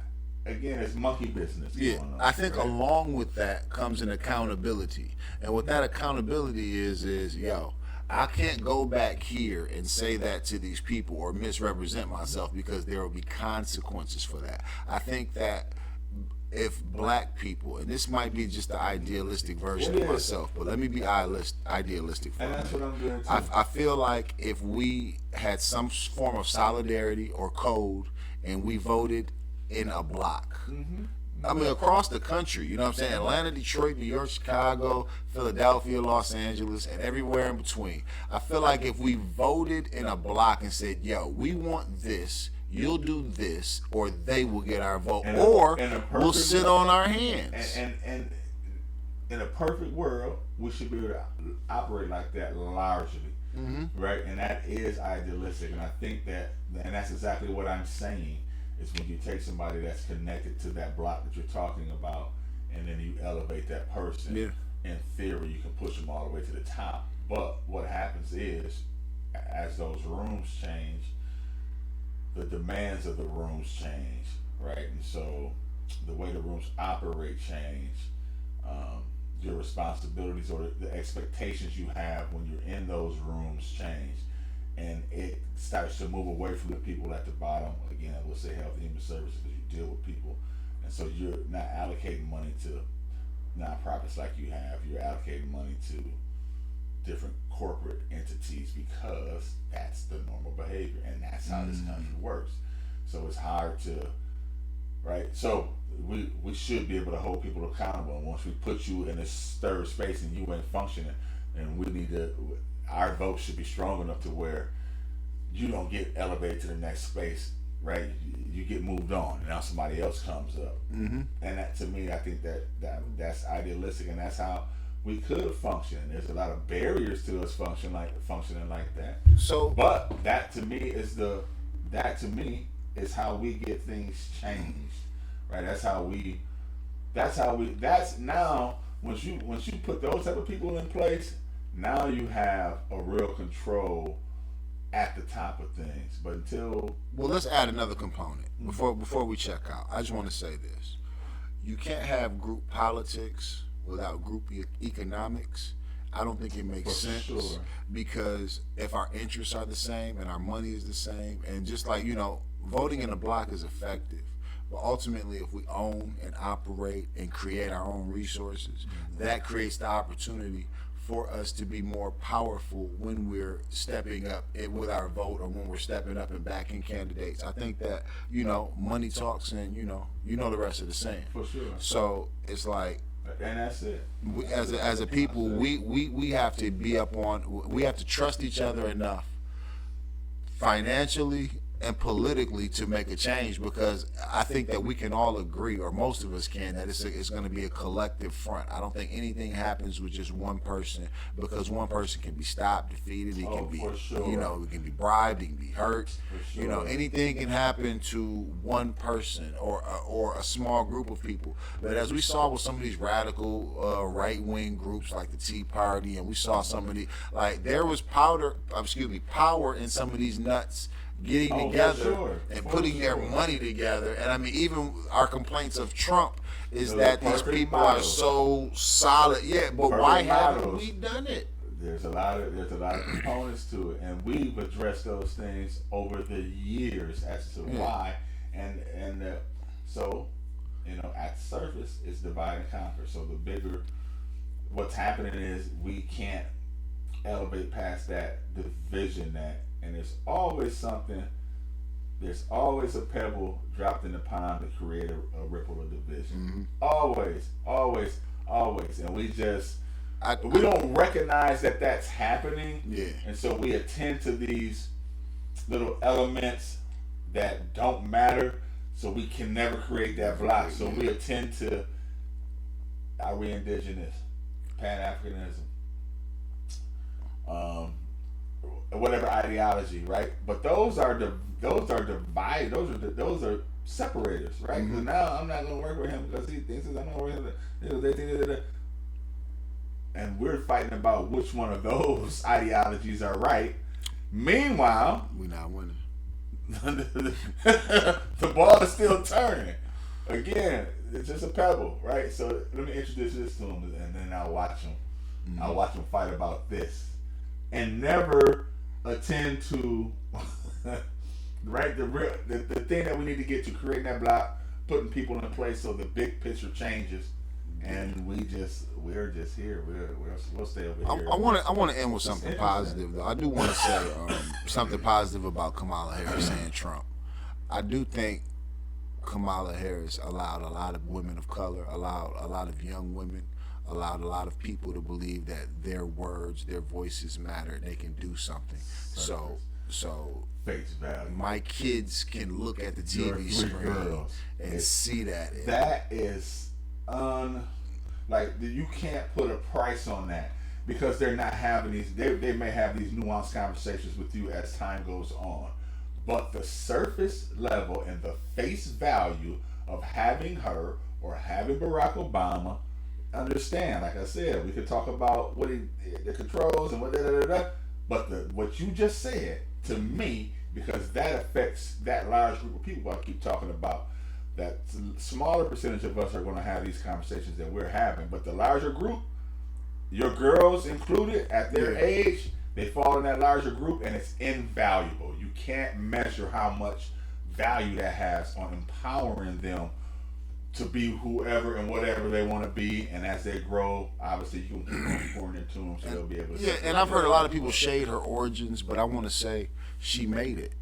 So regardless of how you get there, she got up there and she made it, and almost. I mean, she's in the second highest office in the world right now, and had a very great opportunity to be the president. So regardless of how you feel about female leadership, I think that seeing a black woman achieve and attain so much in a short amount of time. I can't say a short amount of time because this is her life's work, but we saw her emerge in the last couple of years, and I think that's important, man. Just for us to have an identity as a people, because when you see other people getting it, you don't see yourself getting it. It can do something for your self-esteem. So regardless of what you feel, at the end of the day, you can feel good knowing that we fight and we working. And that's why I said, what are you talking about when you're talking about the election?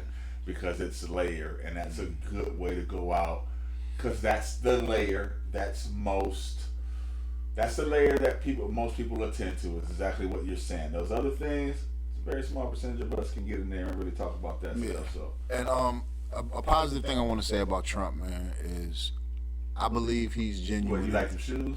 Nah, he addressed you as a whole. No other president or presidential candidate has ever said, "Hey, dear black people, blah blah blah." ABD. Not even Barack Obama, the supposed black man. Not even Kamala Harris. Yeah. He said, "Hey, black people, vote for me." Now, he wasn't eloquent, but I understood. I was picking up what he was putting down. He was saying, "Yo, they keep doing this to y'all." And even I saw him a couple days ago after he got in office. He was just he went out of his way to do some black people. You know, I hate to call it pandering, but you know, he spoke, and he spoke very highly of black people building the country. I heard this from his own mouth. So, and I know racists. I've experienced racism before. I know racists don't care nothing about you. So, just the fact that somebody could understand your plight and understand where you're coming from, I don't consider all racists. And He was rocking with Michael Jackson, Mike Tyson, Let me you tell know, you, let all me kind of tell other you. black people before he was ever a presidential candidate. So I don't. The ability to make money and to create comfort for oneself overrides all those things. That's why you start to see the rise of the black quarterback. This is a whole nother topic, but the ability to win and the ability to create comfort for yourself overrides a lot of that ideology. So, you know, But this is he what I'm may saying. feel like he may feel how he feels, and I'm not judging how he feels, but he's also a businessman and he understands how to move that needle as well. He ain't no fool. He's If pretty you gonna shrewd. charge Trump with that, charge your manager too. He don't like you neither. Yeah, like, a lot of us be talking about, oh man, they be like, hey yo man, the dude at the supermarket that you walk past, that or the guy that you spoke to, and you wonder why he ain't speak to you, he don't like you neither. He like maybe Trump was saying some stuff that he was thinking, but dog was still thinking it, and a whole bunch of people was still voting for him. If you don't have one problem, if that's the case, you got a whole bunch of problems. You know what I And mean? that part of it, again, like that connection, they're thinking it, he emboldens them to say it. Again, surface, different conversation, but that's the connection there. Exactly what you're saying. That's you right there, right? Yeah. So we're gonna check out on this one. Thank you for coming to the King's Communion. We appreciate you. Until next time, I gotta have my dog come through and do this episode about am I in the wrong room? He created the argument, am I in the wrong room? So that's gonna be our next episode. I want to get that done sometime this week or next week. But it's a cool ass argument, and yeah, we want to thank everybody for coming. I want to thank my dog for coming to sit down with me. Absolutely. Hopefully, we can do this on a regular basis. Absolutely. Absolutely. You got anything to say before we log out? No, man, you know, just keep on pressing forward. Like, I love what you're doing. Appreciate you. Yeah, and it's it's a pleasure to be involved. So, Yeah. until next time. Like, share, comment, subscribe, and just get out here and do something with your life. Do something with the world. And we out. Heavy is the head that wears the crown. Peace. You was asleep in class today, huh? And when the teacher went to wake you up, you wanted to fight, huh? You was gonna fight? Oh, yeah, no, put your hands down. Yeah, fight me. I'm waking you up right now. Yeah, what's up? No, put your hands down. Yeah, oh, yeah. You smart kid, huh? But you know nothing